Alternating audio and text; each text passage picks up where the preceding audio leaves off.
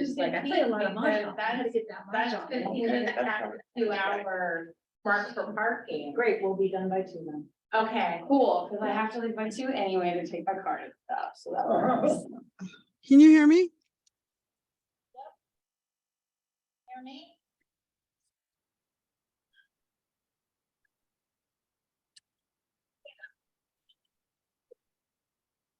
Things like moving steeps. Yeah.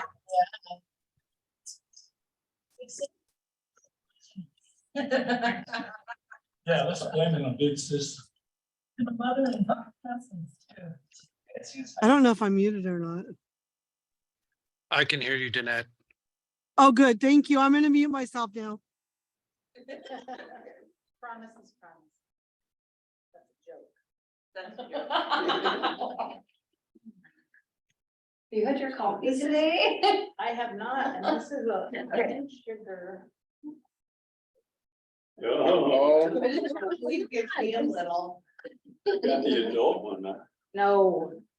It's tea. It's- The adult beverage. Sure. That's the reason why I'm coming to small can. I'm sorry.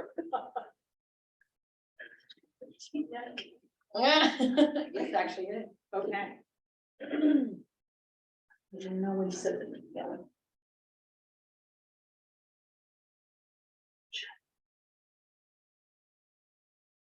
Please start. It's okay. You got this. All right. 12:15. I am Laura Montagna, the first vice chair, and I'm calling this meeting to order. Start with the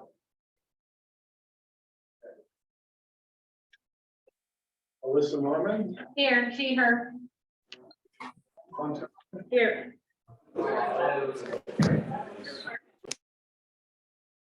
Oh, looks like his phone. Tim Ash. Here, him. Jim Downey, excused. Madison Flynn. Here.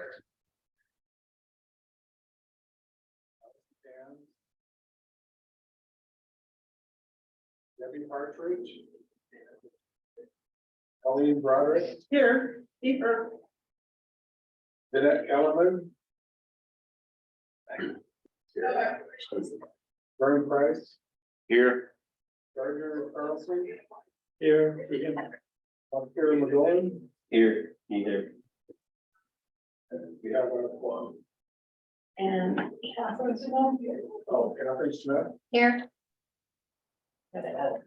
William Joe, it's Moby Yoda. This receiving resident. Okay. And Mr. Chair, this is Steve Madrone. I'm present, but I'm here there. I'm in our strategic planning workshop out of town, and I will have to leave within a half hour. I apologize for that, but I'm here right now. Thank you. Staff, whoever would like to introduce themselves. Just popcorn introductions. Starting with Paul. Hi, everybody. Paul Bagdacki, Deputy Director, Behavioral Health. I am Jack Brazil, Deputy Director with Behavioral Health. Hi, I'm Martin Stefan. I'm Senior Program Manager with Children's Behavioral Health, and Jeremy asked me to sit in today as Jeremy is out today. Jeremy Nelson, thank you. Hi, Sharon Wolf, Legislative Analyst for DHHS. Hello.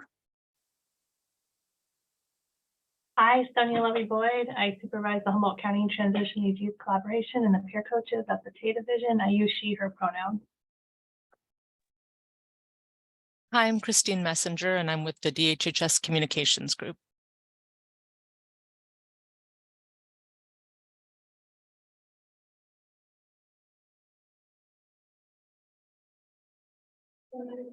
I'm Laurel Johnson. I'm an analyst with DHHS Administration, and I use she, her pronouns.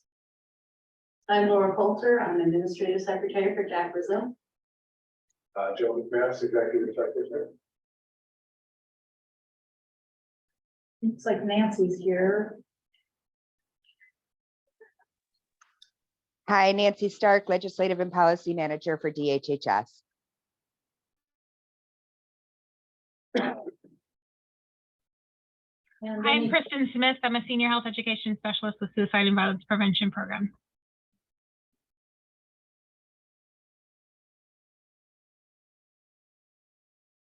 And any guests that would like to introduce themselves? I'm Leonor Ramirez. I'm from Southern Humboldt. I'm looking to join the board if you're happy. Great. Welcome. My name is Katie Wilson, and I'm a psychiatrist in the community.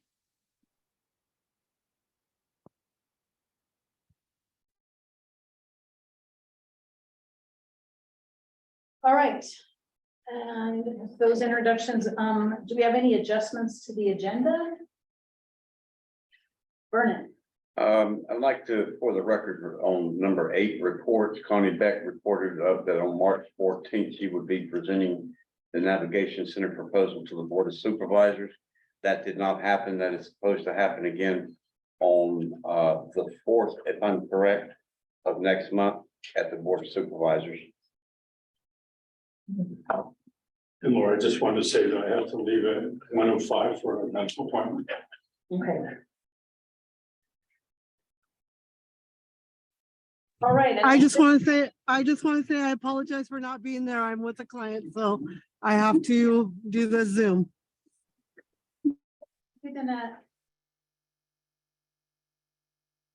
All right. And with that, this is the time for public comments. We ask that you limit yourself to 3 minutes. Do we have any public comments? I'll be brief.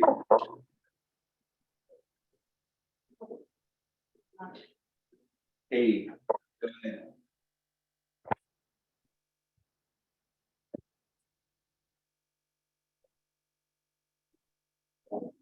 Is someone wanting to comment? This is Katie Wilson, and I'm always happy to share a few words, but if there's other people, I'd certainly be happy if they go first. No, go ahead.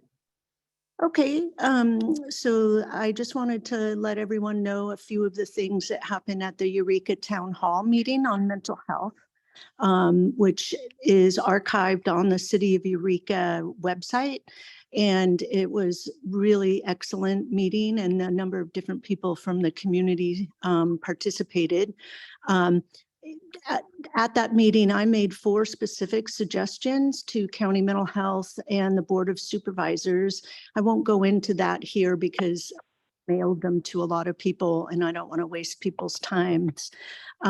There's been one more suggestion that I thought of a couple days ago that I think would probably be the most helpful of all the other things that I've suggested. And that would be to have patients be taken to CSU instead of going straight to the ER.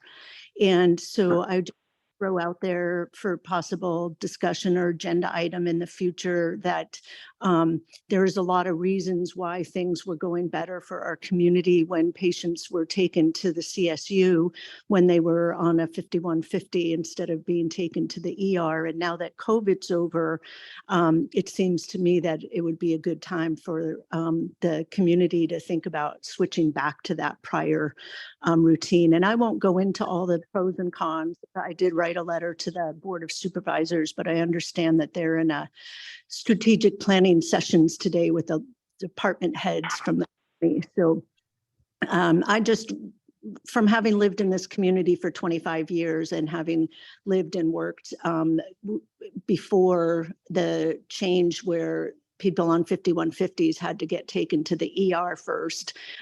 It was my experience that patients actually did much better and got more immediate psychiatric treatment. They got medications the minute they walked on to the CSU. They would be assessed, and it's a calmer, quieter, less chaotic environment. It would also allow the community ERs to be able to have more ability to treat the community coming in with medical emergencies.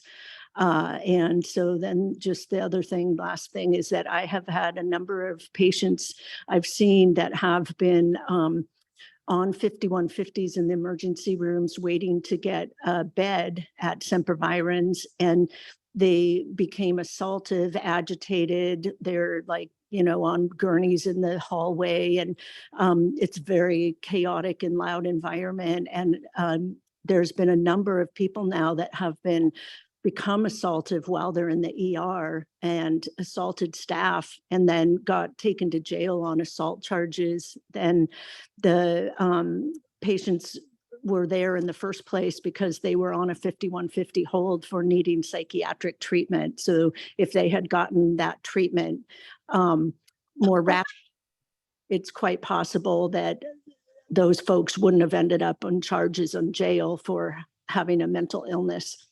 Thank Okay, you. that's all I'll say. Yes, thank you.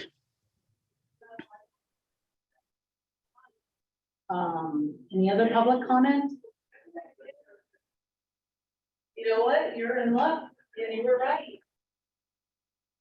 All righty then. We'll move on to action items. The first one is approval of the minutes from the 2/23/23 meeting. Do I have a motion? I make a motion that we approve the minutes for February. Second. Tim Ash makes a motion, Colleen seconds. Thank you. Action item B, everyone did receive. Oh, are there any comments? Thanks. So now I'll call for the vote. Raise your hand or say aye if you approve. Aye. Aye. Thank you. Oh, thanks, Tim. Second item. Approval to send membership application for Lenore Ramirez. Yes. Okay. Leonore. It's spelled wrong. That's. Yeah, it's a secret. A lot of times we ask the candidate if they want to say anything. Yeah, so, yeah. That's why you're interested in. Yeah. That's why. Back. Yeah. So a little bit. A little bit about me. I live in Garberville. I only moved to the area in October. I was born in Cuba. So my first language is Spanish. English is a second language for me, so my pronunciation is sometimes a little questionable. And if I'm like saying something that doesn't make too much sense, I'm probably translating it in my head. So I apologize. I lived in Miami for most of my life, and I've been in the mental health field for about 12 years and involved with the homeless community for much longer, closer to like 17 years. I'm a little older than I look. And so I, like, my passion, I guess, is I love working with like incredibly marginalized populations. So like the underserved, homeless is a huge passion of mine. And what I specialized in back home was dual diagnosis. So like substance use and mental health, and a lot of personality disorders. And right now I'm at the hospital. I'm the substance use navigator there. I'm not technically a provider. I will be in a few months, so I don't know if that means I'll get kicked off the board. I hope not. No. Yay. But I worked at rehabilitations, prisons, hospitals, like units, you name it. So this is just my passion. Of course, I have like the family stuff that led me into mental health in the first place. So a lot of like alcoholism, opioid use, bipolar disorder, schizophrenia, and on both sides. So it's just what I'm comfortable in somehow. So here I am.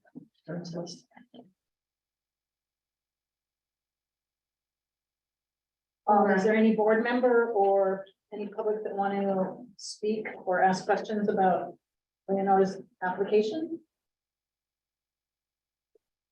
I'd just like to thank you for applying. It's really nice to get people who are not from the the Bay Area here that also represent not only the subject area you're interested, but also rural perspective. I'm excited. It's nice. I realized that Southern Humboldt is a little bit just like cut off from everything. And I was like, that's not fair. Like, we're part of the county too, so. And thanks for being a substance use navigator. You guys are fantastic. Oh, I love our son at Joe's. yeah, Raphael. Yeah, Yeah, I work with him sometimes. he's a gem. So would anyone like to make a motion? I'll make a motion. I make a motion. My name's Danette Kellerman and I make a motion that we accept application and move forward with it. And I would love to have another substance abuse person on board. Okay, Danette, since you're not here, you can't vote, But she can. but you can make the motion. Okay, so do I have a second? Here, Alyssa, Norman is seconding. So this is a motion to send this application to the Board of Supervisors for this member. Is there any discussion? We'll take the vote. If you would like to approve this, say aye or raise your hand. Aye. All right. Yay, so we are going to send that. Thanks. Welcome to the board. Yeah, as soon as you're voted by the Board of Supervisors, yeah, and I'll explain that to you. All right, action item C is approval to send membership application for Virginia Bass to the Board of Supervisors. And everyone did receive that. Yeah. She's not here. It's not fun. I did meet with her and was very excited to see how she could help us with navigation, having understanding of the Board of Supervisors. So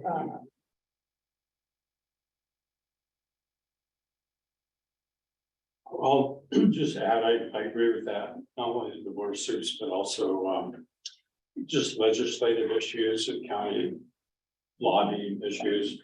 And she, Virginia was on the board as a representative of the Board of Supervisors, like Steve Madrone is now for several years. And she's got an interest in the area. She's got some family member knowledge and she's got empathy, so I think she'd be a good addition.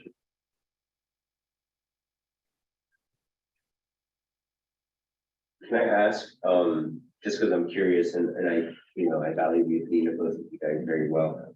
In Virginia, you said her knowledge in legislative, policy work.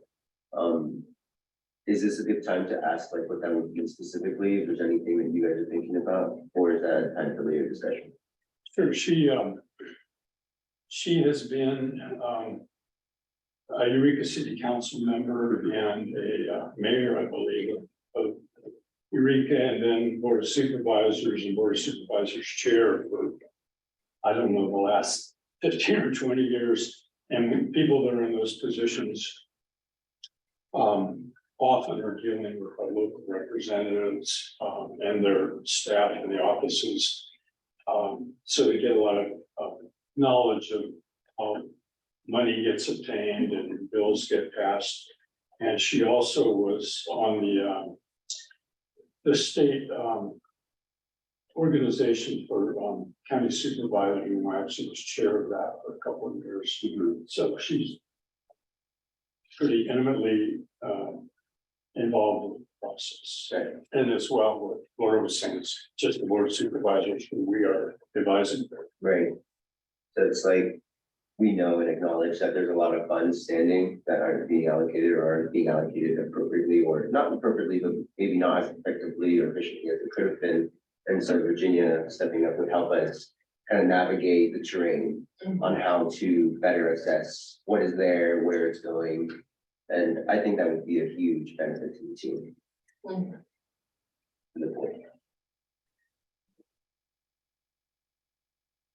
any other discussion? Questions? Anyone want to make a motion? I'll make a motion that we approve Virginia Bass's application and pass it to the board of supervisors. I second. Oscar seconds. Any other discussion? We'll take the vote. Okay, everyone in favor, say aye, raise your hand. Aye.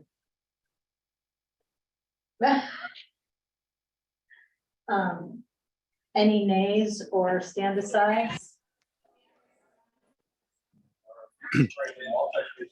Excuse me, this is Steve Madrone. I vote aye, and I forgot to state that I'm I'm on Zoom or calling in for just cause. I believe that's the way I have to do that.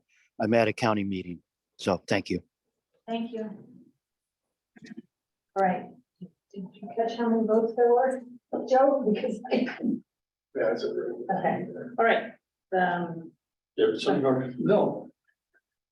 The motion passes. We'll send that on. And action item D, a letter of support for AOT to the Board of Supervisors. Tim, can you speak to that? Sure. So I think at our last meeting, Jack Brazil mentioned that staff was planning on making a presentation to the Board of Supervisors, a report and kind of update on the AOT. And we, knowing that was happening, not knowing what the report was going to say, we thought it might be a good idea to weigh in with the Board of Supervisors on the program. I'm talking with Jack. At this point, it's an interim report, and I'll talk a little bit about it afterwards, but at this point, I'd like to ask Jack to just give everybody a rundown on the program and the report, just a brief synopsis. Sure, thanks, Tim. So we were planning to do a presentation to the board next week, but that meeting got canceled, and so we postponed it to the April 4th. So we'll deliver that PowerPoint presentation at that time. For now, we have been kind of looking at the data for AOT and looking how things have been going. And I think probably the biggest finding is that it's pretty early on in the program to make any real definitive statements one way or another of how it's going. I mean, I think we could say that people are getting helped, and there are clients that are getting services, and those services seem to be going well for them in terms of people stabilizing. But at the end of the day, when we look at reductions in jail time and reductions in psych hospitalizations and things like that, it's still kind of early to make some conclusions about that. And so I think that will largely be our presentation to the board, will largely be like, we're up and running, and here's AOT. Here are some of the things that we are tracking, that we are looking closely at. Maybe give a couple of outcomes in terms of participants that have been in the program for a little bit of time. And maybe an anecdote or two about some of our clients, but then ask the board for more time, and that we would come back and present on the program again. So that's, I think, in brief where we're at, but happy to answer any specific questions. Jack? Yeah. Can you hear me? Yeah. I was just wondering, are you guys going to extend the 10-person and clients? Is that ever going to be made more people? I think that's sort of what we're ascertaining, right? Is how this program is doing, and maybe cost savings in other areas. I think this board is aware AOT is an unfunded mandate by the state, and we also are, looking at the implications of care court, which is very similar. And so we're really looking to see, where are the cost savings in this program? And then as such, can we expand it beyond you know, the 10 people, and also how it blends in with care court. I want to underline that, right? That we've got some other things happening too that we need to look closely at. So, you know, if the programs is working and we're, you know, realizing cost savings in other ways, like with psych hospitalizations or conservatorships, then I think that was our plan. Thank you. And do you have the full 10 people, John? I believe we're hovering somewhere around 8 or 9 right now. We've had a couple of people that have that have been discharged from the program for various reasons, and so that's probably where we're at. Thanks. 8 to 9. Okay, so the agenda item is to make a decision as to whether we should send a letter of support to the Board of Supervisors for the program, and also to any findings that we have about where it's at. And basically, what I would propose that the letter say is, you know, just echoing what Jack said, it's early, but we're glad that the county is doing this program. And that, you know, we continue to support it. Potentially bringing up some questions about getting some clarity on who is, how many, not only how many are in it, how many are, which I know this will be in Jack's report, how many are going into the court process part of it, how many are getting voluntary services with those monies. And then, you know, maybe asking that as part of what future reports that there be some information on the number of nominations, where they're coming from, how many are accepted, how many are rejected, and then the rationale, you know, without any identifiers that would be HIPAA violations, just statistically kind of what's going on, including, I think, the, you know, who are sending the nominations for. From my discussions with Jack, sounds like a lot of them are coming from the city of Eureka and urban area, not so much from some other areas. Jack, correct me if I'm wrong, but. Yeah, our largest referral source so far has been Eureka Police Department. I think it's this CSAT team. And then we've had some internal referrals, so folks that we're aware of internally that we feel would benefit. So You refresh me on the staffing of that? Like how many staff there are assigned to the program?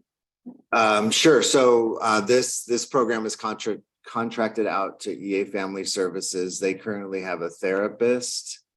I believe they have a program manager, a therapist, and a couple of case managers. Thank you.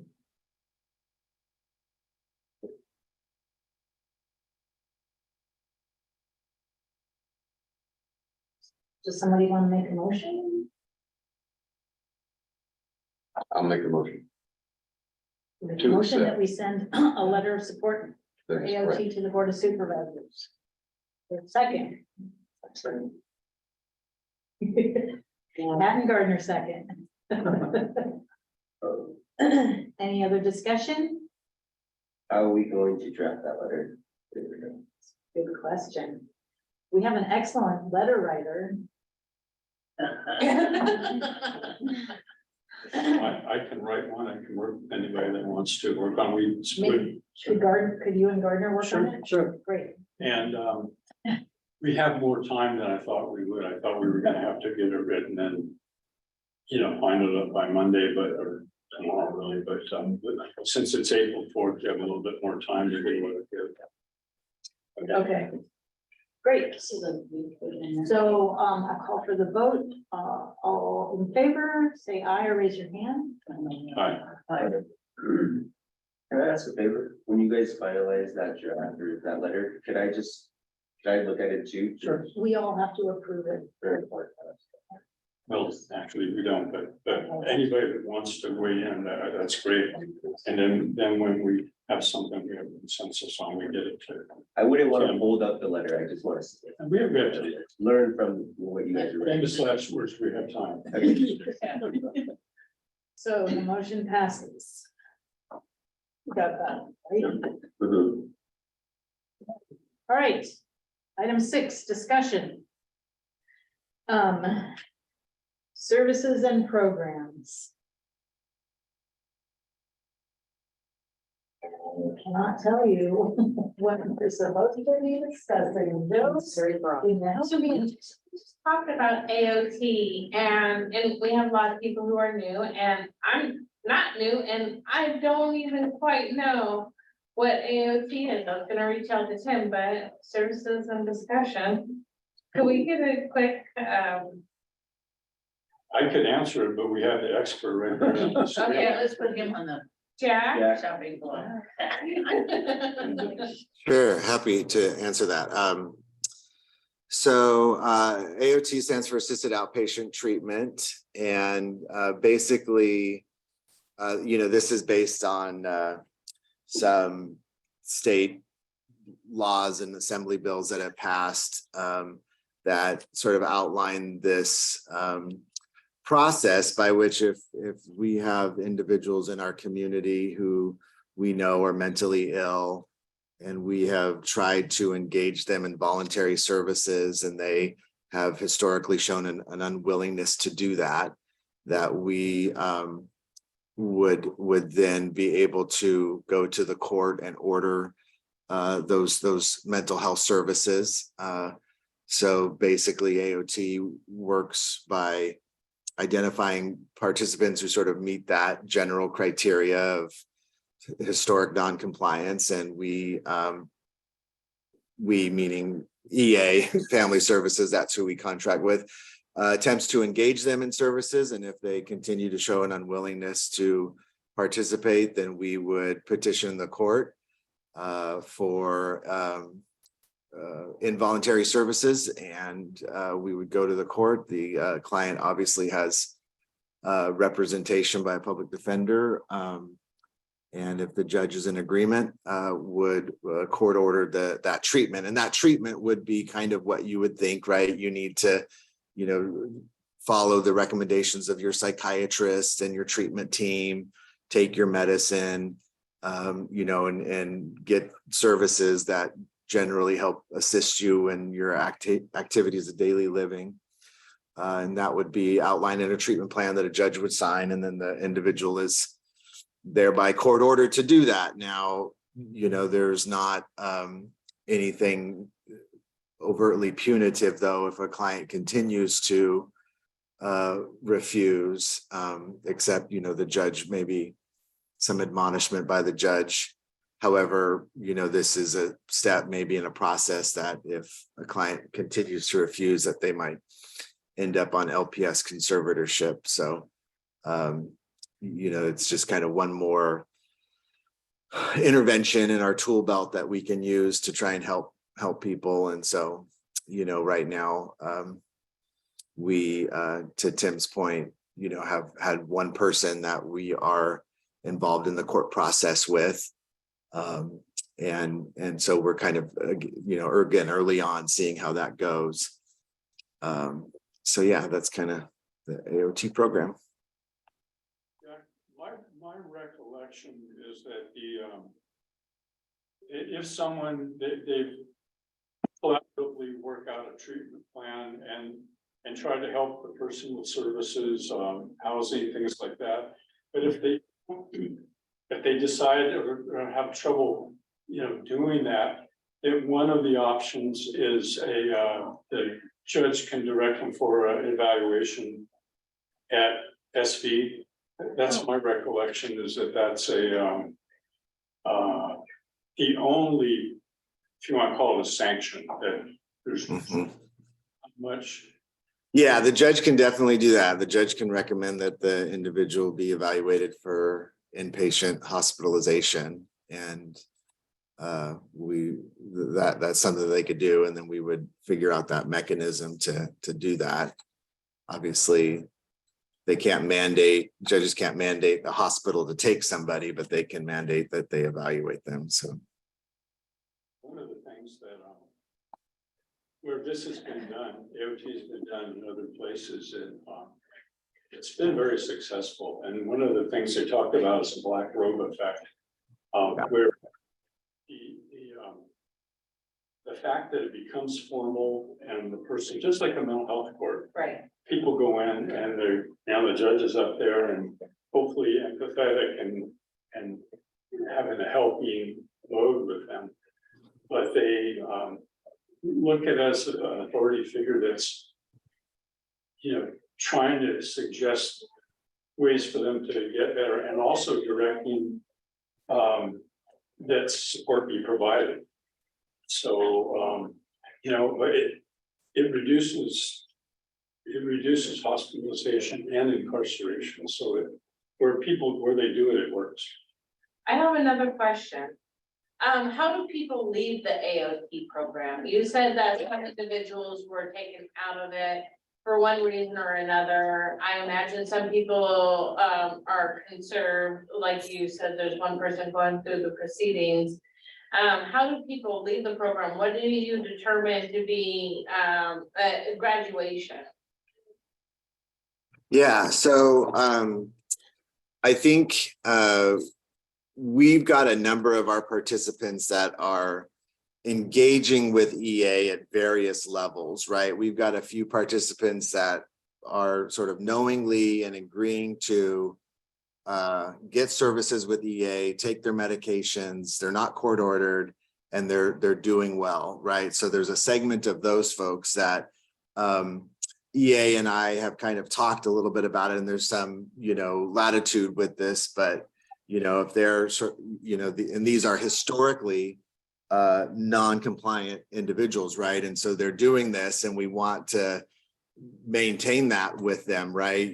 So they're, for whatever reason, agreeing to those services with EA. And so we're pleased to kind of let that happen for a while. But at a certain point, we would approach that client and say, hey, we'd like to transition you to just county behavioral health services, outpatient services through the county.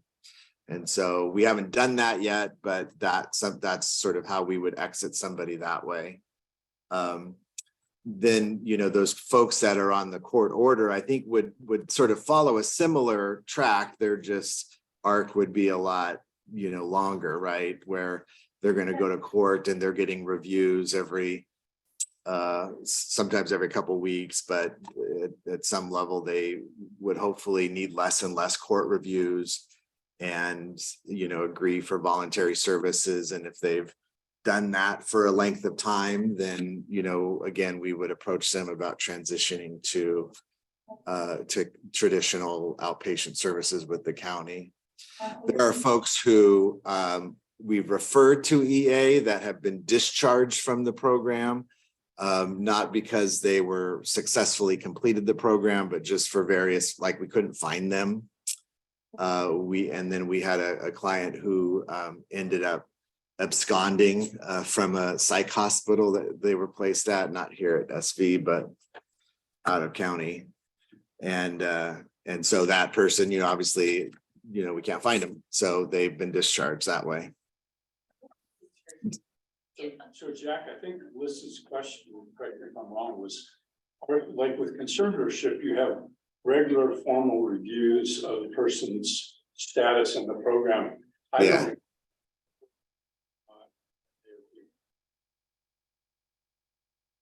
Is there any formal reviews? For example, if somebody's got a treatment plan, they're complying with it, 10 years later, they're still in it, or you wait a couple or whenever it's appropriate? How do you determine when it's okay to transfer an individual to regular behavioral health services? So we haven't approached that with any of the individuals in our program yet, and there's some latitude on when that would occur. But like I was saying, if you know, an individual is compliant with services with EA and they're doing everything that they should be doing, then we would make a determination, you know, after a period of time. I sort of have 6 months in my mind for folks that are being compliant with services. Again, these are folks that traditionally have been hard to engage. So once they're engaged in treatment and doing well, we kind of want to maintain that for a little bit and get some success under our belt for them.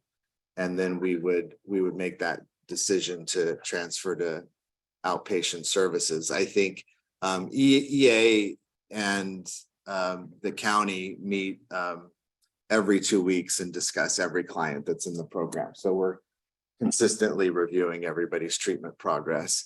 Then, of course, if they're court ordered, they would also have that additional review by the court. I have 2 questions. One, you keep saying EA. I do not have a really great memory for acronyms. What's EA?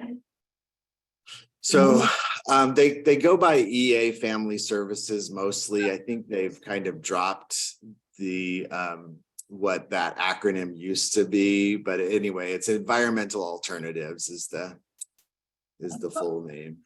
Oh, they're the ones who are doing it, contracted out to carry out the AFD program. Okay. And then also I would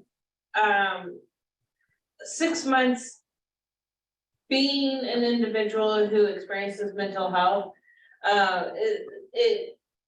stability, you know, takes more than 6 months. By 6 months, I know if I'm on a good trajectory. By a year, I know if it's stable. 6 months seems kind of short for individuals experiencing really severe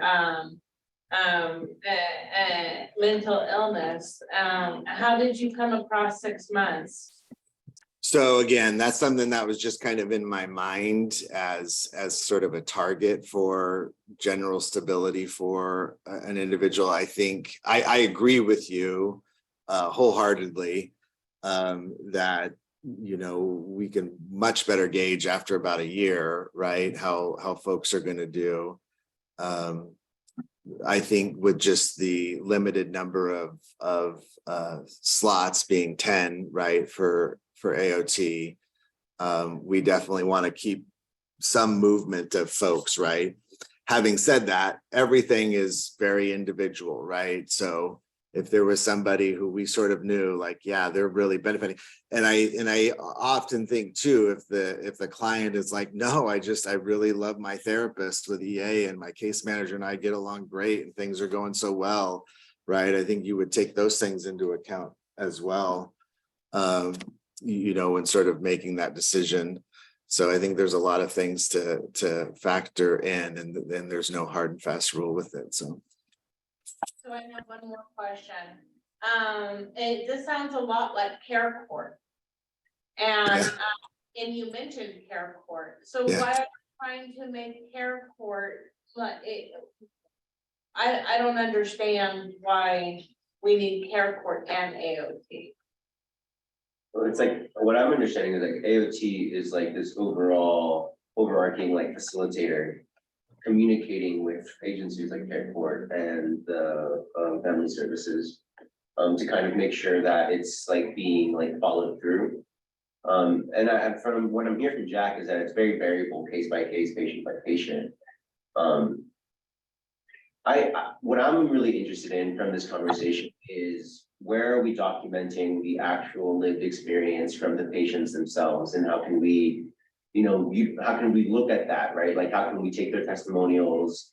How can we listen to them? And I'm sure the case managers and some of the people you're working with, Jack, are doing these reports, and they are, and like you said, like they are sharing with the county like people who are providing services, the service providers, and the people who are working immediately with the patient are like talking back and forth.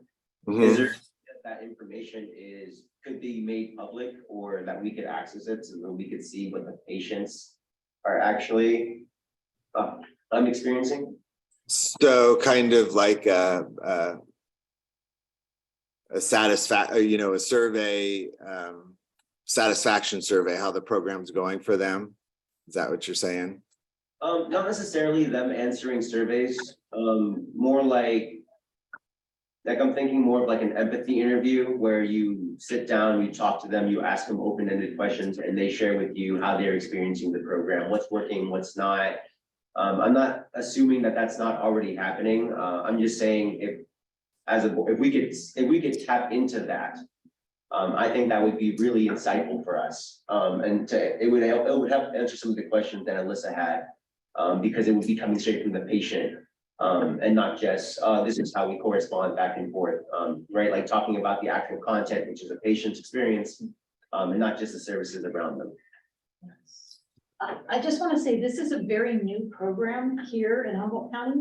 Like AOT has been in other counties for many years, but it's very new here. So it was just approved or started in July.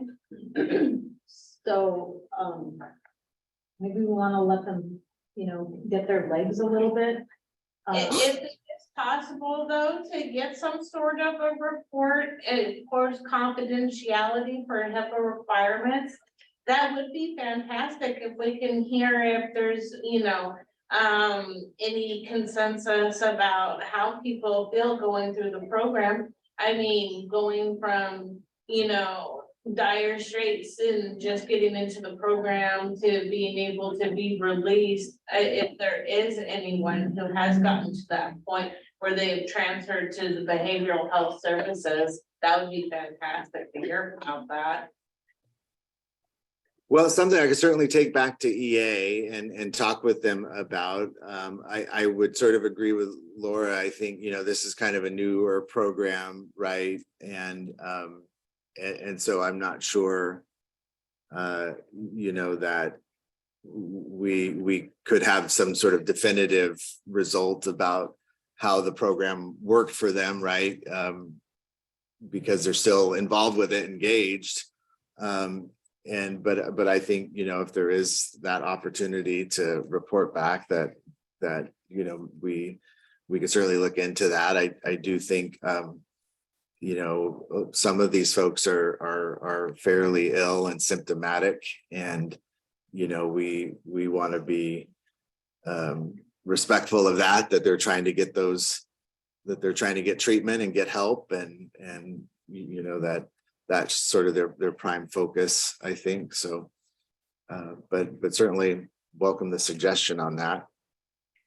That would be fantastic. I understand, we don't want to infringe upon their personal space and their process though. So thank you for considering it.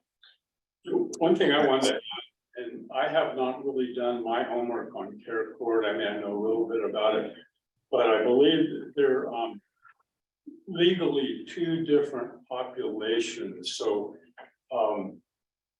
as we move forward, I think what we should be doing is taking a look at how we can potentially do both as efficiently as possible. But I think we're going to be, it's two different things as far as who qualifies. At least that's my understanding. Yeah, Nancy put in some information in the chat for us in terms of the differences between the two programs. There's some similarities for sure, and it is something, as I mentioned, that we're sort of considering in terms of the county behavioral health obligation to care court, right, and also our AOT program, and how those two things align, or don't they, right, or maybe they don't, but so we're evaluating that, and I think that's when we think about funding too. Both of these programs, there's no funding behind them, right? So when we establish what our obligations are, we've got to take that into account. But the potentials for like economies of scale and efficiency are likely to be there because both of them will involve court dockets, but it's just another complication for you guys to try to figure out how to do it there. Right. Yeah, Jack, we're very appreciative of your team's work and bringing this work to our county. This county desperately needs this type of organizing, this level of facilitation. My comment, just to clarify, is really because I'm a very big believer in human-centered design. So after these people can stabilize and they're more coherent and they feel better, you know, making sure that there's a space for them to voice their concerns, what's working, what's not. I'm really interested in that type of information, and that's information I think the board would be happy to review, look over, and Yeah, I would agree with that. I think, I believe this was Nevada County that was talking to me about this, but they, you know, hire with their AOT program, you know, peers with lived experience, so graduates from AOT. I think they have employed in the program, right, and working with folks, and they you know, really emphasize and advocate for that component of the AOT treatment, how helpful that is. And so similar vein, you know, of just that lived experience and how important it is. Thank you, Jack. Yeah, you're welcome. So Allison was wondering if maybe in July we could get a EA presentation on the program. But we'll bring that to the executive committee, no need to comment. And then you need to leave. Yeah, I have Quick question. one quick thing. What we've been doing the last few years is having a subcommittee, ad hoc subcommittee on legislation. And Nancy Stark helps us with that, and her staff, they put together a synopsis of the bills, and our role is to review those bills and make recommendations to the Board of Supervisors, whether they should support or oppose those bills. That's already is already going on with staff doing the same thing, but it's just our opportunity to kind of weigh in on the bills. So with that, I'm just trying to ask who would like to be part of that? To review the bills on this. So Eileen, Alyssa, Gardner, and Fern. Okay. Thanks. So I'll be in touch with you guys, and we'll try to set up a time that the way we usually do it is we meet with Nancy and she kind of goes over the bills, because a lot of times there might be 20 bills on her list, but she can say, you know, 15 of them are non-starters. They're not, nothing's going to happen with them, but this is what they're about, and this is the history, and these other ones you guys must spend some time on. That's nice to spend time. I've been missing our legislative meetings. I was wondering where they went. It's wonderful that we're gonna be doing that again. Yeah, it's just once a year. Oh, that's why it doesn't keep going. Yeah. Okay. We try to get the timing right so that we can go through it and we can send some of the Board of Suits, and then they could have input on the schedule the legislature has. It's already been a year since our last, oh my God. Nancy, Nancy, could you tell us real briefly what that schedule is? Well, sure. The state legislative session starts in January and it ends September 1st. And then the governor has 1 month to sign or veto bills.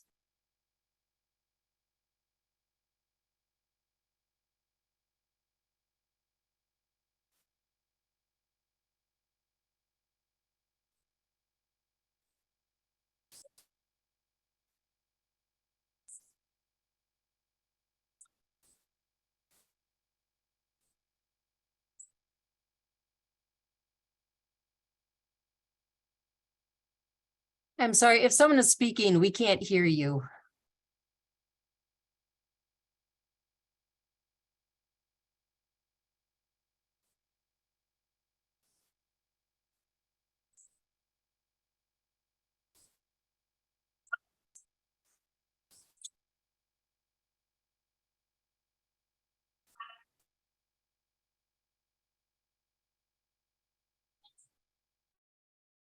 Nancy, can you hear me? This is Laura. Yes, the question, who is she, Colleen's wanting to confirm, people with dementia and autism are excluded from care court, is that correct? That's correct. Then the second part of that question is, does AOT accept those types of patients? Does AOT accept those type of patients? That one's for you, Jack. I believe the answer is no, but I'm going to pass that off to Jack.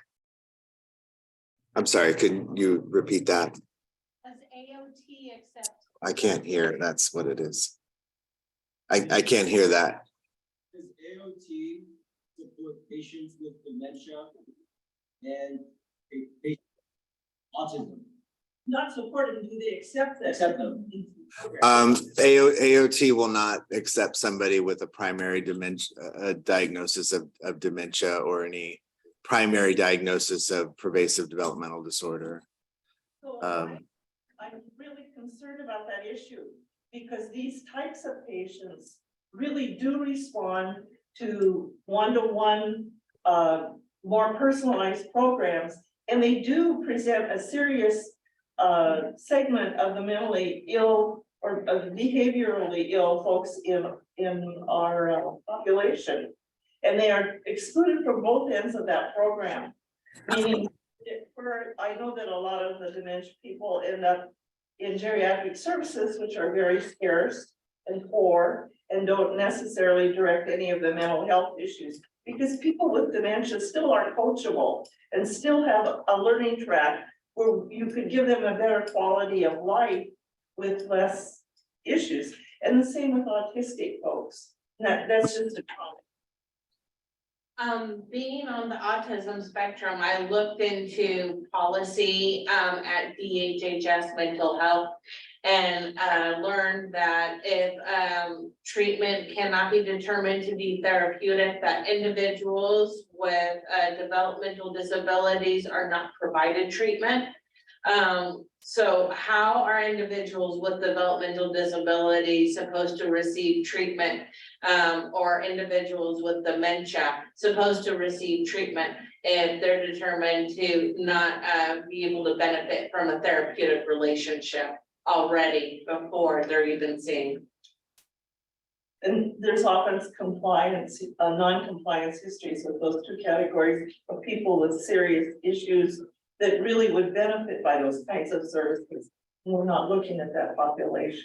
Yeah, we aren't looking at that population, and it has been proven that you can receive benefit from a therapeutic relationship, even if you are experiencing a developmental disability or another neurological condition. Just because it doesn't fix the whole picture doesn't mean it's not helping in part.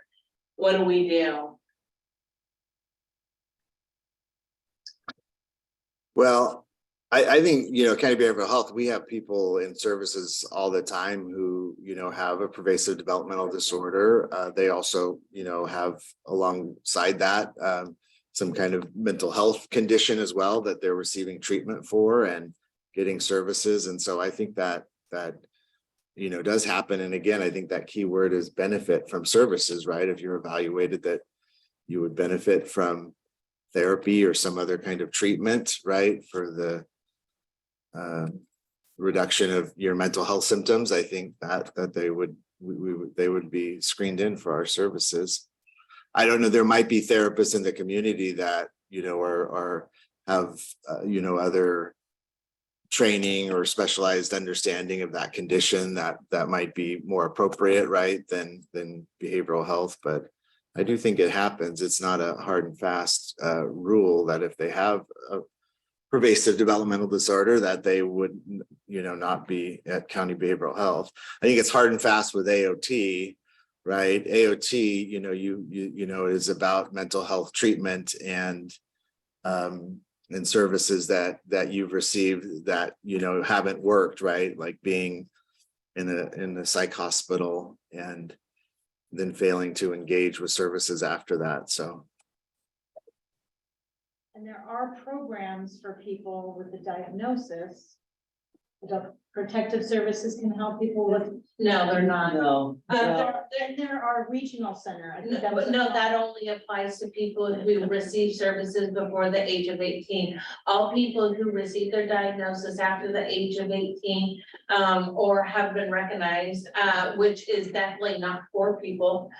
Poor people are ignored and pushed aside and determined to be problem children in the school system, and then they age out of the school system of when they should get diagnosed. They never do. And then they're like me, where they go their whole lives, walking a line between services. And people say, well, you should be able to get services there or here or there, and those services aren't available. So my area of service for many, many years has been geriatrics. And it's very common. Problems multiply, ends up in homelessness, really dangerous living situations, unwillingness to be evaluated and in need of being put in conservatorship. So, I mean, if this is a burgeoning population with behavioral health problems. So I wonder if an ad hoc study session to see what we provide in this county and what is needed, and then making a recommendation might not be a good thing to do. I would need help putting that together, but I would love to work on that. You know, for years, I asked the question 10 years ago, I taught special ed at Redway. Why is autism over here, dementia over here, bipolar over here, schizophrenia over here? They're all biological brain disorders. Yes. And this goes way, way back where they've sorted them out. And I was given the answer, it's due to funding streams, but I don't know. But I agree with you, they've all got stuff going on. So why do we pigeonhole them into different places? But anyway. So that's Leah Nagy speaking.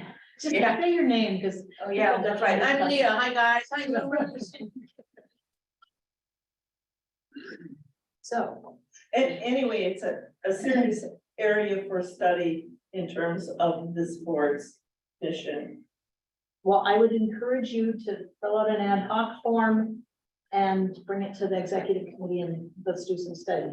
Okay, that's exactly what we should do. I do know when I did groups up on Central Virus for 5 years, we did have individuals with developmental disabilities, autism, and other physical stuff going on. So I do know they are sometimes on Central Virus for treatment. I've seen them. I mean, I know.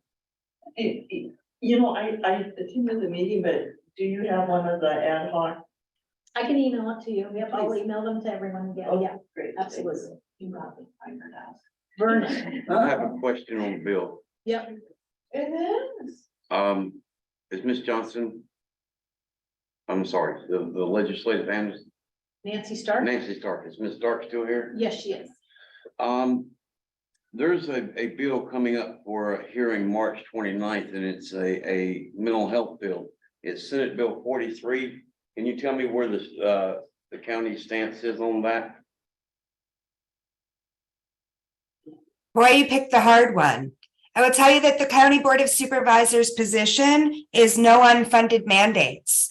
So if there's an expansion of conservatorships, there is currently no state funding supporting the public guardian.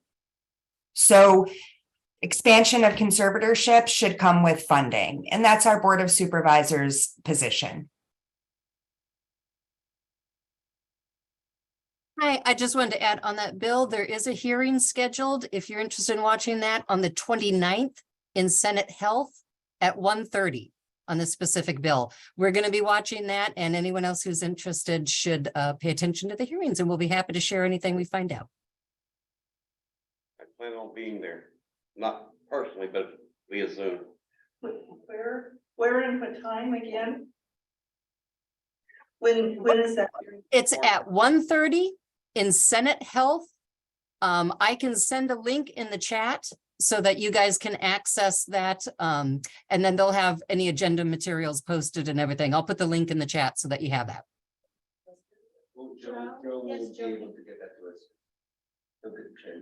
We'll make sure Joe has that link. Leah would like to do a public comment, but was not here during the public comment phase. Is this okay? I'm gonna.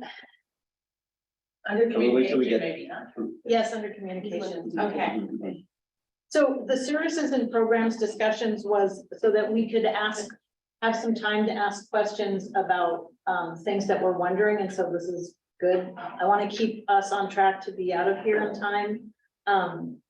If you appreciate having time where you can just ask about certain questions about programs, that's sort of what I had wanted, was having some free time where we don't have a presentation and we can just ask questions. If you think of some questions you want asked, maybe in another 3 or 4 meetings, we can do this again and let staff know what we want to know about. I appreciated this. So now I want to move on, unless there's any objections to, just a quick, the discussion B, Form 700s are due April 3rd. Joe has them here. Everyone should sign them before they leave. That includes. Unless you've already done it, yeah. And so now we'll go to communications, and so this is where, if just go around, if anybody, each member has something to say, an ad hoc to propose or whatever, so there's time to do that. So I'm gonna go around the room here. Vernon. Yes, my name is Vernon Price. I'm a board member. I am looking to bring forth a proposal for an ad hoc committee for the Hope Center. For those that are board members, I do have the proposal here. Thank you. That has been given to county staff. Thank you. Board members. And so this has been approved by the executive committee, and he has dates when he is having meetings. That is correct. We're going to be having 3 meetings, April 7th, April 14th, and April 21st, from 2:30 to 3:30 in the afternoon. That will be at the Hope Center here in Eureka. What we're wanting to do is explore grant options, current funding streams, and what our purpose and takeaway from this is current standing and looking to expand staff and a possible new facility. Now, if there's any questions, comments, or concerns regarding that, I'll be glad to answer those at this time. Thank you for your time. Thanks, Vernon. Looking forward to the report. Got anything, Gardner? Well, I just want to say I am working on an idea for a sponsorship at the education hub when that becomes effective. And so with the way that would work, instead of waiting for people to enroll in the hub, which is going to be co-sponsored between Cal Poly, Humboldt, and College of the Redwoods. And at the hub, people are going to become educated, and they're going to fill the positions that are open. That would be social workers, that would be nursing staff, that would be psychologists. And that's desperately needed.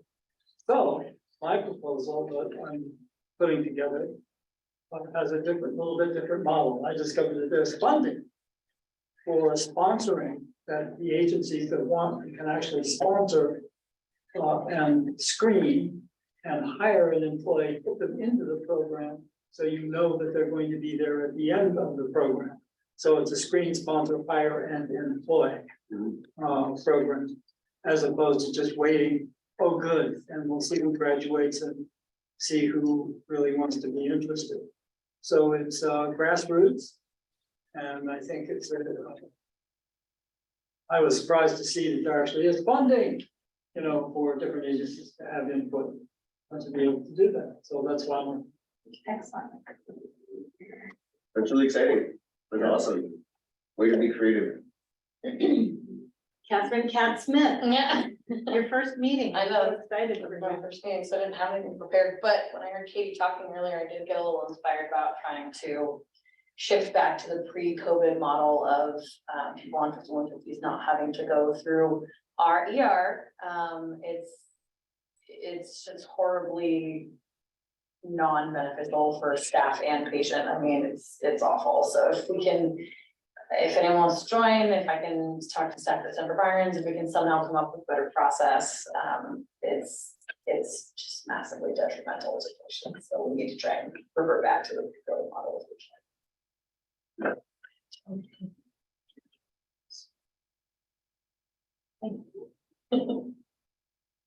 What's that? I have nothing else to say right now. At this time, would you like to introduce your? Here's Lee and Nathan. Sorry, you guys, I didn't realize the door is locked between 12 and 1.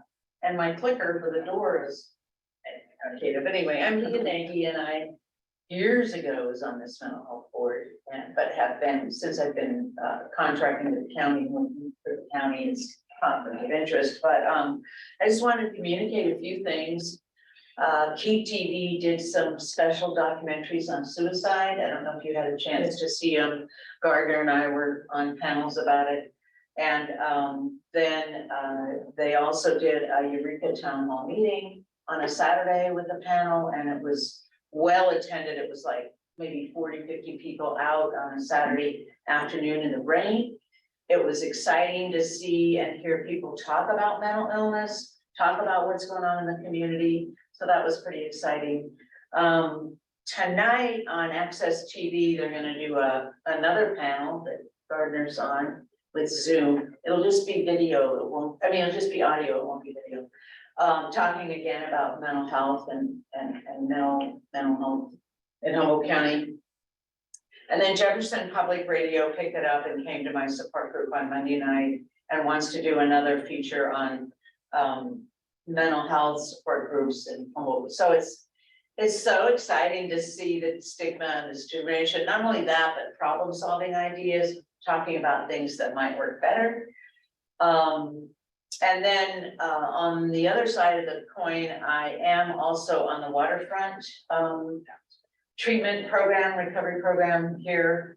And Dr. Bryan really wants to work with Nami Humboldt and do something putting the same person in the room with substance abuse and mental health. Because, you know, people keep sorting them out, but as we know, a lot of times 3 out of 4 people do have some substance stuff going on. So that's gonna be, I don't know what Dr. Bryan quite has in mind, but we'll figure out something exciting to do, hopefully, in the community about that. The next town hall meeting with Eureka will be on June 3rd.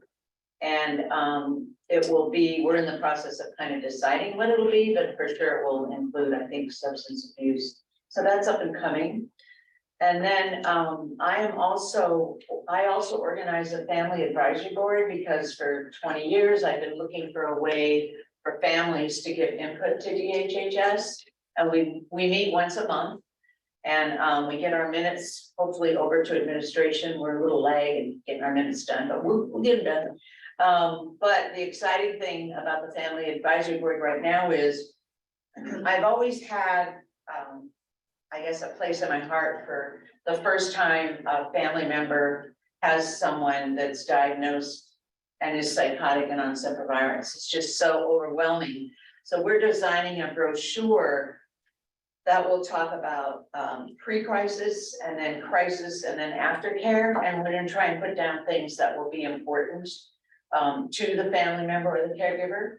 How do you get on SV? What do you take when you go? What can you do ahead of time? And there's so much information and education that families can get to really help with hospitalizations and treatment.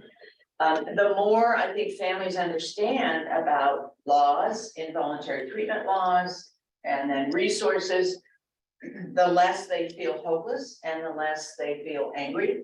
And it's just really beneficial to them. So I still do 3 support groups a week, 4:30 on Mondays, in person at Humboldt Plaza. And then again today at noon. That's why I was a little late. I was organizing that support group because I wasn't there. But today at noon on Thursdays, and then again at 3 o'clock in Southern Humboldt every week. So and my phone number, you guys, is everywhere. It's 707-845-3233. I get calls frequently from family members wanting information and you know, about the support groups, other stuff. You can give it out, it's been all over the world. Can you say it again? Yes, 707-845-3233. And it's Leah, Lea, and the last name is Nagy, Nagy, Naj, Hungarian. And my email is just my name at yahoo.com. So it's LEANAGY@yahoo.com, and that's another way families reach out to me quite a bit. if they would need it. NAGY. Nagy, it's pronounced Naj in Hungarian. Yeah, I just wanted to let you, one last thing, NAMI Humboldt has donated $500 for books and materials for sempervirens because Tobias has some HSU interns that want to start a library on sempervirens for clients, so NAMI Humboldt's gonna give them some seed money to start that library. Just so I thought you guys might want to know that too. That's really take donation. They probably would if it's a big deal. You know, what I mean? Yeah. I have far too many books to let it go. Okay, you know what? You could deliver them to 720 Wood Street and put Tobias on it. He's the main deliverer of them. He had to You know, whatever. but my friend owns Eureka Books, and he's always looking for community partnerships, collaboration, stuff like that. I'll remember So, that, because I might be the one to order for books. yeah, Eureka Books, talk to Solomon, tell him you know Oscar. Okay. I shot you away, he'd be more than happy to help where he can. Thanks. Okay, thank you for that little tidbit. Colleen. Okay, so my behavioral health issues span so many dimensions that I just don't, it's confusing to even organize it. But I'm very concerned about the behavioral health issues of the homeless, and so is the community at large, that's for sure. I'm especially concerned about the biggest number of increases in the homeless population is people who are elderly. And I'm very concerned about the fact that the whole dimension of geriatric care is just unappreciated, disliked. People do not want to deal with it. And we funnel that into nursing homes, assisted care, and personal care. But the true issue is that only affects people who have money to pay for it. And the most serious mental health issues for that whole spectrum of that are unaddressed are in the lower 30% of us will die. So I don't know how to make that translate into an ad hoc committee, but I certainly would appreciate anybody's input in doing that kind of thing, because it's a program, it's a need that is going to exponentially be with us for a long time. Okay. And my my email is SAUTILLO44@gmail.com, and my name is Colleen, or sometimes Ruth Broderick, BRODERICK. Can you say your email address one more time? So we'll send out, we have a list of all of the behavioral health board members and our phone numbers and our emails. So you can always refer to that. There you go, thanks. And Colleen. Oscar? So putting on my North Coast Grower Association's hat, I'm a team specialist for NCGA, and we are very excited to announce the start of our food hub. So the food hub is going to essentially be a centralized location in North Arcata where food is allocated from a variety of different farmers, and people can purchase that food in bulk at a reasonable competitive price online. The main partnership that we're doing this through right now is Food for People, which we all know is a great distributor of food, and it's going to be an amazing product, but this is just the beginning. I really want other individuals who do food distribution programs or who have individuals that they want to feed or whatever to consider this outlet. because we are starting, we had to have like a big partner to take on a large portion of food so that it's a viable business model for our farmers. But as we develop into 2024, I really do see the food hub being a very key resource for some of the agencies that we work with. Those who have funding to buy foods should buy food through the food hub. And those who are, looking for just donations, we could, if we can grow big enough, the food hub could donate some of that food, right, to these agencies. And so we want to create volume, appropriate volume of people who are purchasing from the food hub so that it can become more accessible to those in need. So being an advocate for this food hub, I'm really excited. This is the first spring that's going to really come into fruition. It's been a really long time in the making. But if you guys wanted to get in contact with NCGA, I can get you in immediate contact with the cooperative distribution coordinator at NCGA. Her name is Megan. She's phenomenal. And I just want to share that kind of as a PSA announcement, right, to everybody, just so it's on your forefront and you guys can think about that. And you can reach out to me if you have any further questions. Thank you. Let's see, I see Madison. Madison, do you have any communication for us? I'm sorry, what was that? Do you have any communication? I cannot hear. Why sometimes Madison, do you have any communications for us? No. Okie doke, thanks. Sorry, it was my mute that was down on. Sorry about that. Jeanette? Yes, ma'am. Yes. Yes. Can you hear me now? I'm not, I guess I'm not showing. Do you have any communications for us? No, I don't. Thank you. All right. I'm really good. And I'm glad to hear that some things are going forward. Thanks. All right, reports. We're moving to number 8, reports. Connie's not here, DHHS director report. That's okay, she's doing good work right now, what is it that they're doing? Strategic planning. Strategic planning, and we all need to do that. So the behavioral health director is also there, I believe. We just had the AOT update. Committees is, I don't know, is that their committees, our committees? Well, we have an ad hoc. Yeah. Couple of ad hoc starting. Yeah, thank you for that, Brandon. Good. Chairman, vice chairman, so that would be me. So I just want to say that, yes, there was a collaboration between the city of Eureka and DHHS for the mental health town hall. And that was very, very well done. And I'm grateful to DHHS, city of Eureka, and I look forward to more of these going forward to educate our entire community. And I think it's a great thing. That's all I've got. Laura, maybe it could be for a later time, but I wanted to talk about like schedule for the meeting. For this meeting? For like our Thursday, once a month, just the time.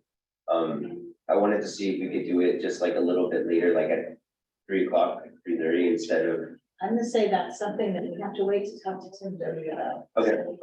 Yeah, that could take a little process. Yep. So, item 9, let's see, is there anybody that wants to make a report? Paul should make a report. This is where Paul makes a report. Sorry, I forgot that. Because he's in charge of everything, but he's not there right now. Paul's there. Should I see him? Paul's right underneath Jack. Yeah, I see Paul. Paul, are you able to make a report?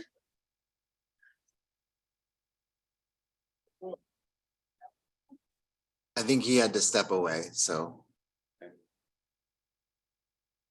you have anything else to report, Jack?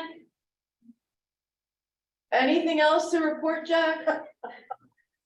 Yeah, I think probably AOT was the sort of big update. I know historically I've also talked about the adult crisis residential that we're hoping to get up and going by the fall. And I don't have too much on that, except it's progressing and going well, and we're excited for it. So we look forward to that sometime in the fall, mid-fall probably.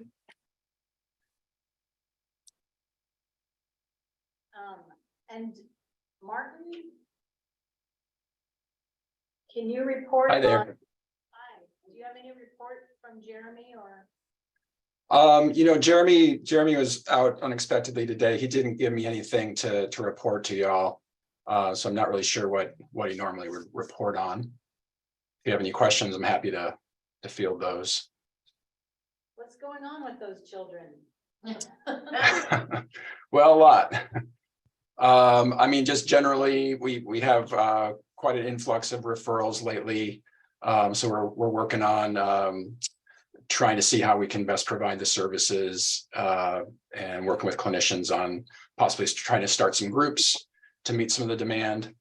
I guess one kind of exciting thing is we were able to, one of our clinicians promoted to a supervisor position that's been open for like 3 years. So we're really excited about that to better support our staff and our teams there. So.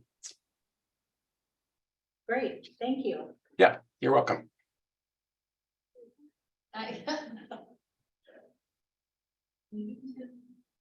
Christine, do you have any report for us? No, but I just texted with Paul, and he's just in the middle of a consult, and he's going to jump back on. He said he does have a report out. All right, thank you. Well, I guess till Paul gets here, he'd probably be the one reporting on Navigation Center. I don't know if there's anyone else that can report on that. There's gonna be an item before the board on April 4th on the Navigation Center. There's a lot that is, a lot of efforts happening, but nothing concrete to report, but whatever is concrete will be relayed April 4th. That's a big day.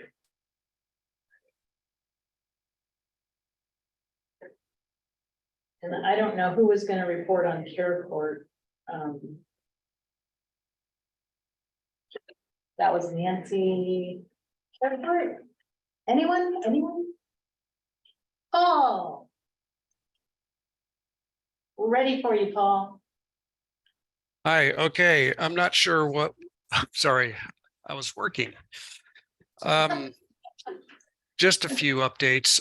There's a lot of changes in behavioral health right now. I mean, both proposed legislatively and also on the horizon, and as well as right in the thick of things. One of them being our CalAIM and payment reform process. So we're really making some significant adjustments to how behavioral health is funded. And so that means there's a lot of changes that are happening throughout our system. So we have QI is working with a lot of our folks and staff in rolling those changes out. We're also working to change electronic health records from Avatar to Smart Care. So we're due to go live with that July 1st. That's a big endeavor. It's a great system. We're looking forward to having it, but the conversion process is taking up a lot of bandwidth for especially our IS staff and our QI and MedRec staff. Our manager, Scott Irvin, is taking a lead on that with our department and is doing a great job with that. We're still struggling with adequate staffing, so we're really feeling the strain there. And in some pockets, like our MIST team is almost fully staffed. I think we're only missing one peer coach position that needs to be filled for that. So that's great. That's that team, the Measure Z funded program with our sheriff's department. So that's going really well. And that's just going great. And I would say our staffing has improved somewhat on SV and CSU. We're still down a few positions, but we've increased our bed capacity. So now today we're at 15. We also, our CSU has been open consistently for weeks now, which has been great. And we really are feeling the difference with having adequate staffing there. So we're real happy about that, and really pleased with the staff that has stepped up and has endured so much through the pandemic. So hats off to our crisis staff. I think that's it for today. That's great to hear. Is anything? Thank you. Is that missed position still open? It is still open. Yeah, if you know friends that are interested in your positions, case management positions, clinician positions, have them apply. Check out our website and put in applications. One other part that I would say that has been rather stable is our psychiatrist. So we do have a great rotation of psychiatrists on SV currently, and also in our outpatient clinics. We're doing really well with psychiatry there, and our timeliness around psychiatry, which is great. We're held to those measures at the state level on timely access to psychiatric care. So we're meeting those timeliness standards, which is great. And we're expanding those services out. We have a clinic, telehealth clinic in Garberville and Willow Creek. And we're also expanding out to McKinleyville and Fortuna. So stay tuned for that. Great news.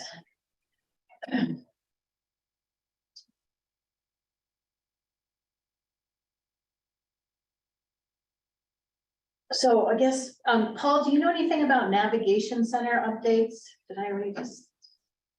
We just know that. It's April 4th, yeah. but he wasn't here when we asked that. Okay, we'll leave that. All right, item 10, future items. What do you want to learn about behavioral health board so that we can get that onto the agenda? By that one thing. Yep. Got it. Nope, y'all know everything about DHHS and behavioral health. I put in my request for CCP last time. Okay, thank you. Is there anything else for the good of the order? Oh my goodness, I am gonna adjourn this meeting at 1:45. What a record. Way to go, Laura. Keep up your work, I appreciate you. Thank you, everybody. Thank you.